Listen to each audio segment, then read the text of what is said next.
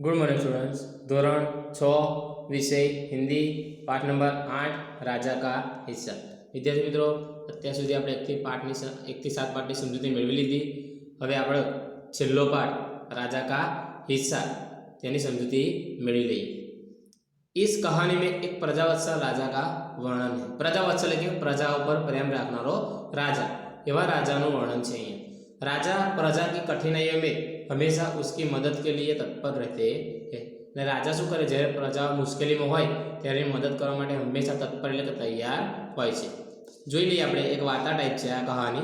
શું કહેવા માંગે છે કે राजा भोज बड़े प्रजावत्सल थे। राजा भोजनी વાત છે, બરાબર, એ પ્રજાપ્રેમી હતા। वे स्वयं राज्य में घूम घूम कर प्रजा की कठिनाइयों को देखा करते थे और उन्हें यथासंभव दूर किया करते थे।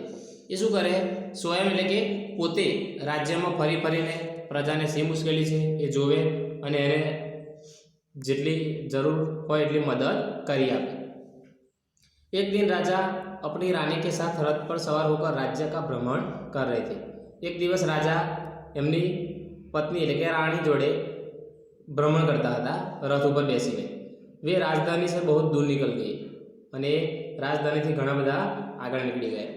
राजधानी એટલે આપણે ખબર છે શું કહેવાય, पाटनगर जी कही छे ते એટલે એમની સીમાથી ઘણા બધા दूर निकली गए। उन्होंने देखा कि एक खेत में एक किसान हल जोत रहा है, मगर उसके हल में एक ही बैल है। दूसरे बैल के स्थान पर उसकी स्त्री हल खींच रही है। એટલે એમણે જોયું, શું જોયું, જો એ ચિત્રમાં આપ્યું છે કે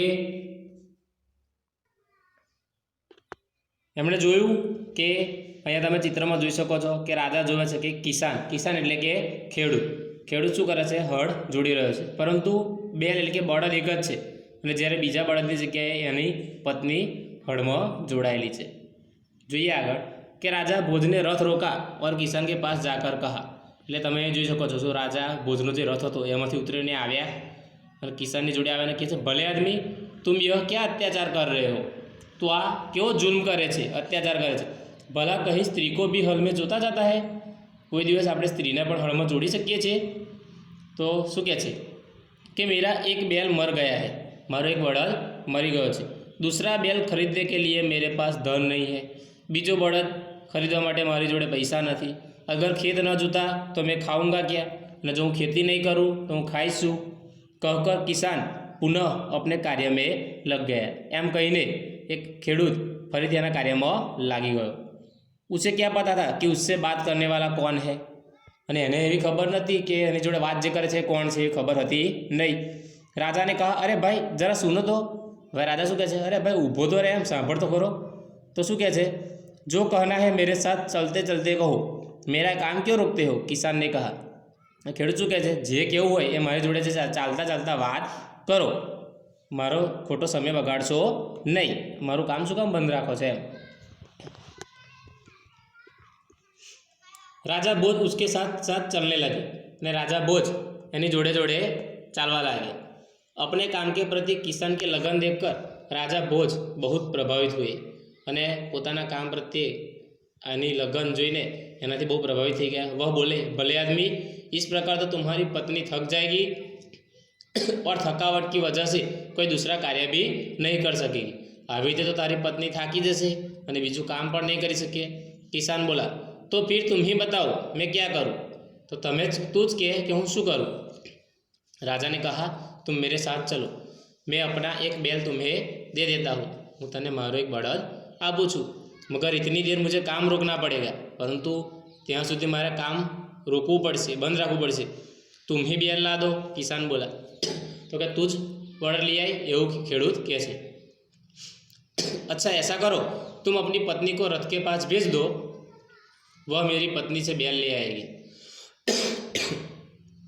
तो तारी पत्नी ने मारा रथ पास मोकली दे, बराबर, ये बड़द मारी पत्नी जोड़े लईने आवशे। तब तक मैं तुम्हारे हल में जोतूंगा। राजा ने कहा, त्यां सुधी हूँ तारा हल में जोड़ाऊँ छूँ। किसान इस बात पर राजी हो गया। राजा भोज हल में जुट गए और किसान की पत्नी रथ के पास चली गई। उसने रानी को सारी बात बता दी कि केवी रीते बड़द लावानुं क्या छे बधी। रानी ने पूरी बात सुनकर कहा, तुम्हारा बैल तो कमज़ोर होगा, वह हमारे बैल का साथ नहीं दे सकेगा, એટલે કે તારો બળદ તો કમજોર હશે कि મારા બળદનો સાથ આપી શકશે નહીં. इसलिए तुम दोनों ही बैल ले जाओ. એટલે એના કરતાં તું બંને બળદ લઈ જા. किसान की पत्नी दोनों बैल लेकर खेत पर पहुंची. किसान बहुत प्रसन्न हुआ. राजा भोज ने कहा, अगर कभी कोई दिक्कत हो तो मेरे पास आना. फरी बार कोई मुश्किल हो तो मारी जोड़े आवजी. कहकर राजा भोज ने उसे अपना परिचय दिया. પોતાનો પરિચય આપ્યો. કિસાન બહુ શર્મિંદા हुआ અને જ્યારે કહે છે કે હું રાજા ભોજ છું ત્યારે ખેડૂત બહુ શરમથી લજ્જિત થઈ જાય છે. તમે ચિત્રમાં જોઈ શકો છો ખેડૂતનો પાક કેવો સરસ થઈ ગયો છે.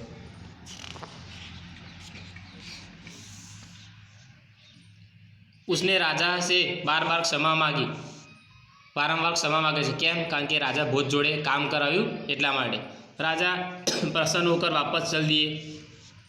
उस बार उस किसान के खेत में बहुत अच्छी फसल हुई. फसल लेके सरस पाक थयो. उसके आश्चर्य का ठिकाना न रहा जब उसने देखा कि खेत में जितने हिस्से को राजा भोज ने जोता था उसमें मोती उगे थे. કે જેટલું ખેતર રાજા ભોજે ખેડ્યું હતું એમાં શું થયું હતું? મોતી થયું હતું એમ કહે છે. મોતી થયા હતા. બાકી કે હિસ્સે में उम्दा किस्म के गेहूँ उगे थे ને બાકીના ખેતરમાં સરસ મજાના गेहूँ એટલે કે ઘઉં થયા હતા. किसान बहुत प्रसन्न हुआ. બહુ ખુશ થઈ ગયો. किसान ने सारे मोती इकट्ठे किए और राजा भोज के पास जा पहुंचा. उसने सारे मोती राजा भोज के चरणों में रख दिए और राजा को सारा किस्सा कह सुनाया.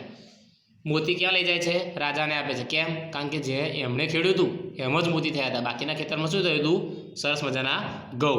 આ બધી વાત કરીને એમને આપે છે. તમે એ ચિત્રમાં જોઈ શકો છો કે ખેડૂત અને એની પત્ની મોતી લઈને જાય છે. આગળ રાજા શું કહે છે? રાજાને કહા, ये मोती तुम्हारे खेत में उगे हैं, इन पर तुम्हारा हक है, इन्हें तुम ही अपने अधिकार में रखो. શું કહે છે રાજા? કે આ મોતી તારા ખેતરમાં ઉગ્યા છે એટલે આની પર તારો જ હક છે. बराबर? તું પોતાના અધિકારમાં જેને રાખ. નહીં મહારાજ, ये आपके परिश्रम का प्रताप है. ना महाराज, આ તમારી મહેનતનો ફળ છે. इसलिए मैं इन्हें नहीं ले जाऊंगा. એટલા માટે હું આને લઈ જઈશ નહીં. मेरी प्रार्थना है कि आप इन्हें राजकोष में जमा कर ले और गरीबों की भलाई के लिए काम में ले. किसान ने प्रार्थना की. ખેડૂત કેવી પ્રાર્થના કરે છે કે તમે આને રાજકોષમાં જમા કરી લો અને ગરીબોની ભલાઈ માટે આને ઉપયોગમાં લેજો. किसान की बात सुनकर राजा प्रसन्न हुए और उन्होंने मोती स्वीकार कर ली.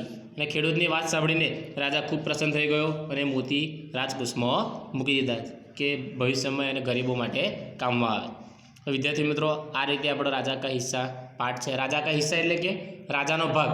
કેમ એ રાજાનો ભાગ કયો? કારણ કે એટલા ખેતરમાં રાજાએ જે બળદ જોડે ખેડ્યું હતું ખેતર એમાં મોતી થયા હતા એટલા માટે રાજાની મહેનતનું ફળ હતું એટલે રાજાને આપે છે. તો વિદ્યાર્થી મિત્રો, અહીંયા આપણો પાઠ પૂર્ણ થાય છે. તમારે આજના વિડીયોને ધ્યાનથી સાંભળીને આ પાઠના શબ્દાર્થ તમે નોટબુકમાં લખવાના રહેશે અને ફરીથી તમારી ટેક્સ્ટબુકમાંથી એક વખત ફરીથી શાંતિથી આ પાઠ વાંચી જવાનો રહેશે. હવે આપણે અભ્યાસની સમજૂતી આગળના વિડીયોમાં મેળવીશું. Thank you.